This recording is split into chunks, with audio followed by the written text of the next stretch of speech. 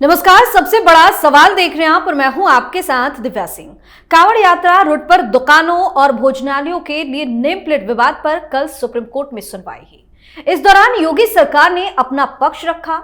UP सरकार ने supreme court में दाखिल जवाब में कहा कि उसने अधिक पारदर्शिता के लिए निर्देश जारी किया ताकि कांवड़ यात्री गलती से भी कुछ ऐसा ना खा ले जो वह नहीं खाना चाहते।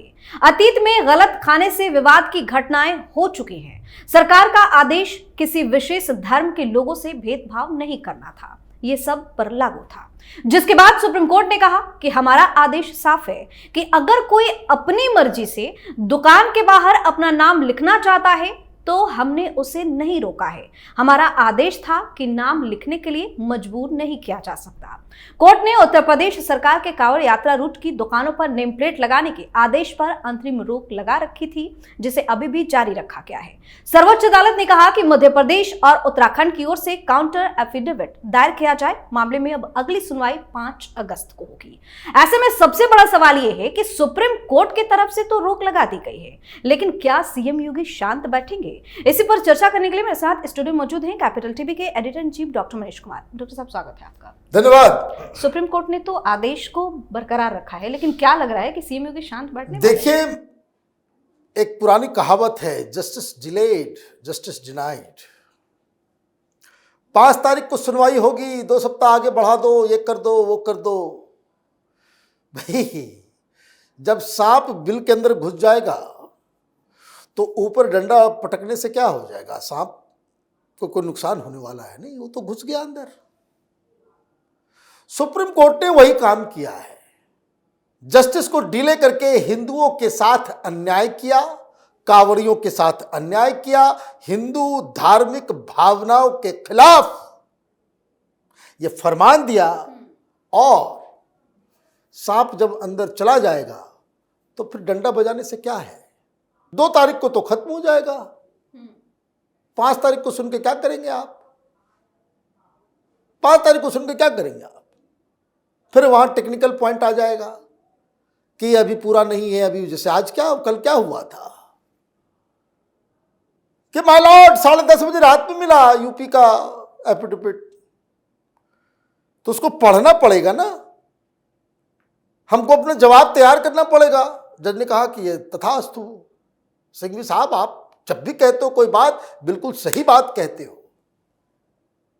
तो सिंघवी साहब ने जैसा कहा, जज साहब ने मन मुताबिक फैसला कर दिया कि भाई इंटरिम, ये इंटरिम नहीं, ये तो फाइनल हो गया। भाई क्यों घुमा रहे हैं हिंदू समाज को कि ये इंटरिम है, वो इंटरिम है, अभी ये रहेगा, अभी वो रहेगा। कल कोई बवाल हो जाए कि किसी ढाबे के अंदर गलत नाम के चक्कर में लोग चले जाए, वहां लहसुन प्याज खिला दे, नॉनवेज खिला दे, वो नजर आ जाए कि वहां नॉनवेज भी बन रहा है, वहां पे लहसुन प्याज का भी इस्तेमाल हो रहा है, और वहां पे भगदड़ मच जाए, झगड़ा हो जाए, मारपीट हो जाए, जैसा कि इतिहास में हुआ है। तो ये क्या सुप्रीम कोर्ट के जजेस इस्तीफा देंगे? रिस्पॉन्सिबिलिटी लेंगे? मुझे तो समझ में नहीं आ रहा है कि कोर्ट स्वयं ये कह रहा है कि कानून को पालन मत करो,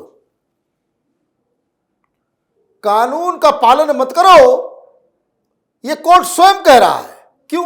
क्योंकि यूपी सरकार की तरफ से मुकुल रोहतगी साहब जो वकील हैं, उन्होंने कहा कि ये जो फैसला हमने लिया, ये जो आदेश आया है, ये फूड सेफ्टी एक्ट 2006 के आधार पे, जिसमें ये मैंडेटरी है कि नाम मालिक का जो है, ढाबे मालिक का, और उसको जो चला रहा है, वो बाहर डिस्प्ले होना चाहिए। और सुप्रीम कोर्ट ने इंटरिम रोक लगा दी कि नहीं चाहिए, नहीं चाहिए। बस पता नहीं जज साहब लोगों ने वो वीडियो देखा है कि नहीं, जिसमें पेशाब कर रहा होता है खाने के सामान के ऊपर, रसगुल्ला के ऊपर और बाकी चीजों के ऊपर, फलों में, सब्जियों में थूक लगा रहा होता है। ये सब वीडियो जाता है नहीं है। कोई आइलैंड पे रहते हैं क्या ये लोग? सुप्रीम कोर्ट के जज क्या मूंद से आते हैं रोज ट्रेवल करके? समाज में नहीं रहते, जमीन पे नहीं है निगाह। आधे तो सब के सब वीडियो झूठे हैं और मनु सिंह भी सही है, यही दृष्टि है अगर कोर्ट की, तब तो भाई मुबारक हो, गलती हो गई हमसे, ये सब बात बोलना ही नहीं चाहिए। और अगर वो वीडियोस जो रोज हिंदू कंसियसनेस को, हिंदू की अस्मिता को, उसकी धार्मिक भावनाओं को वो भड़काने वाला वीडियो अगर वो सही है, तो हिंदुओं के साथ तो अन्याय हो रहा है, हिंदुओं के साथ तो अन्याय हो रहा है।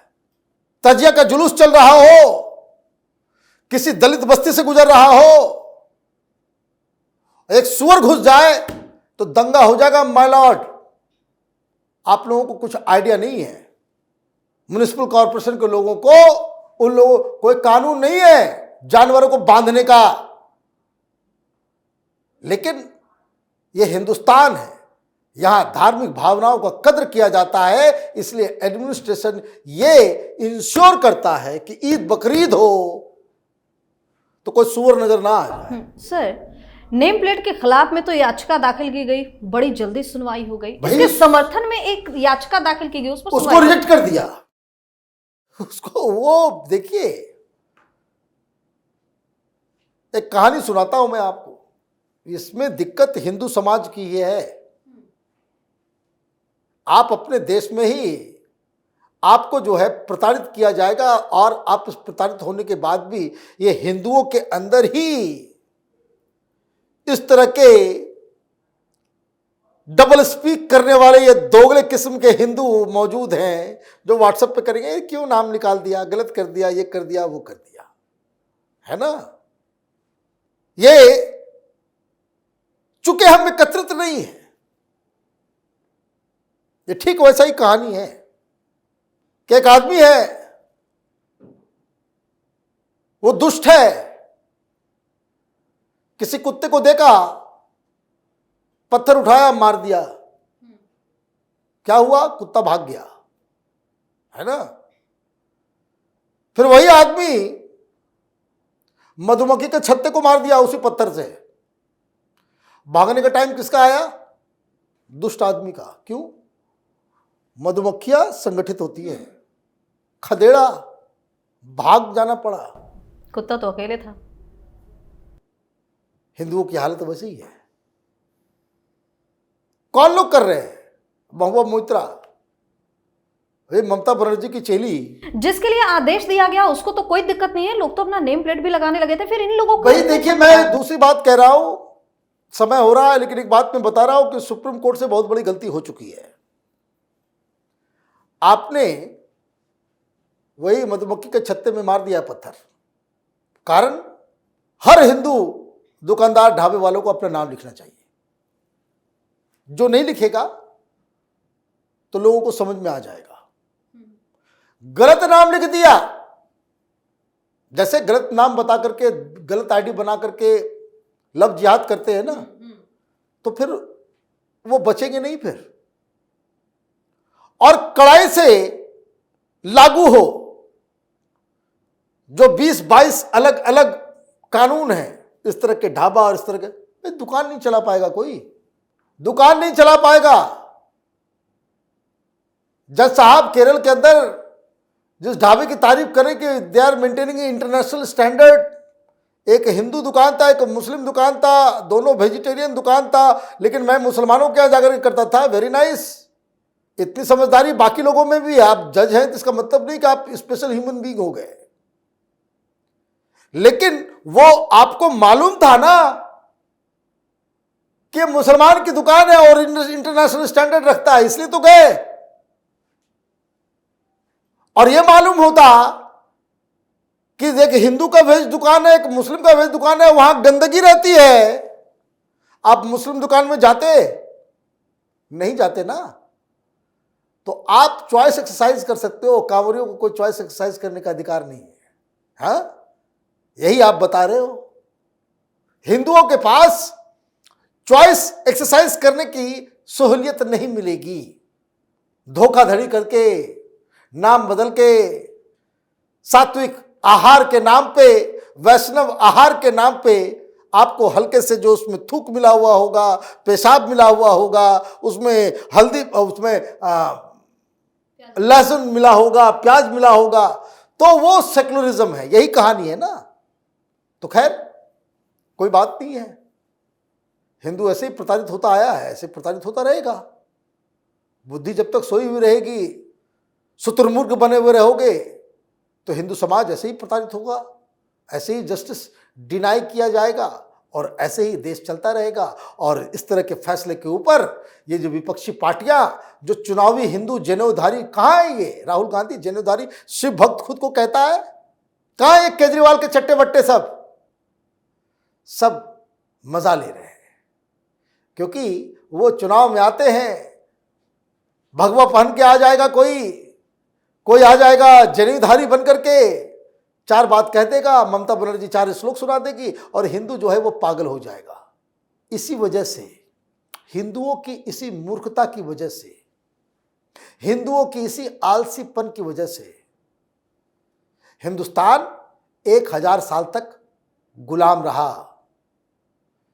ऐसे नहीं कि ये जानवर किस्म के लोग जो वेस्ट एशिया से आए, ये अनपढ़ गंवार, बिल्कुल असभ्य, अनकल्चर्ड एंड अनकूथ,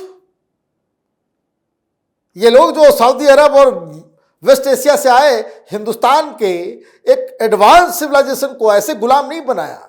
इन्हीं बेवकूफों हिंदुओं की वजह से 1000 साल तक गुलामी करते करते हमारी मानसिकता भी गुलामों वाली हो गई है। तो इसलिए कोई उम्मीद नहीं रखनी चाहिए, यही होगा। अब योगी आदित्यनाथ को आपने छेड़ दिया है, तो योगी आदित्यनाथ तो शांत नहीं बैठेंगे। ये भी मैं रेस्ट अश्योर्ड, आपने कांवरियों में बंद किया है। पूरे यूपी नहीं, पूरे देश में अब हर दुकानदार को, हिंदू, मुसलमान, सिख, ईसाई जो भी हो, सबको अब अपना नाम लिखना अनिवार्य करना पड़ेगा। बहुत बहुत धन्यवाद सर तमाम जानकारी के लिए। धन्यवाद।